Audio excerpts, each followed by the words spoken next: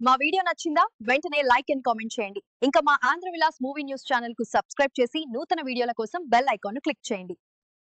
Star హీరోలు కమల్ హాసన్, రజనీకాంత్ దాదాపు 46 ఏళ్ల తర్వాత మళ్లీ కలిసి నటించనున్నారనే వార్త సినీ వర్గాల్లో హల్చల్ చేస్తోంది.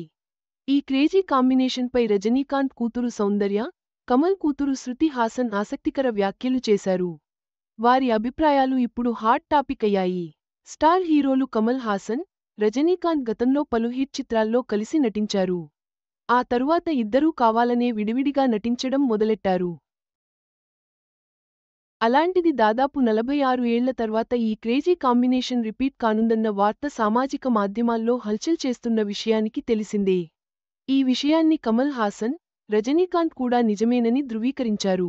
రజనీ కూతురి రియాక్షన్ అయితే ఇది ఎప్పుడు ప్రారంభమవుతుంది, దర్శకుడు ఎవరు అనేది మాత్రం ప్రశ్నార్థకంగా మారింది. దీంతో అసలు ఈ చిత్రం తెరకెక్కుతుందా అన్న ప్రశ్న కూడా తలెత్తుతోంది.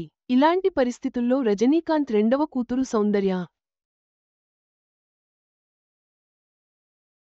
కమల్, రజనీల మల్టీస్టారర్ మూవీ ఖచ్చితంగా ఉంటుందని ఓ అవార్డుల ప్రదానోత్సవంలో పేర్కొన్నారు.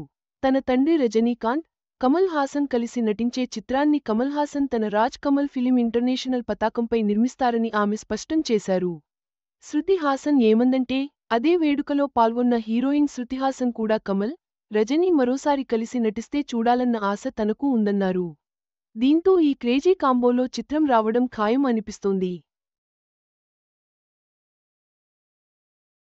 కాగా కెరీర్ తొలినాళ్లలో అపూర్వ రాగంగాళ్, మూండ్రు ముడిచ్చు, అంతులేని కథ ఇలా దాదాపు 20కి పైగా సినిమాల్లో కలిసి నటించారు రజనీకాంత్, కమల్ హాసన్.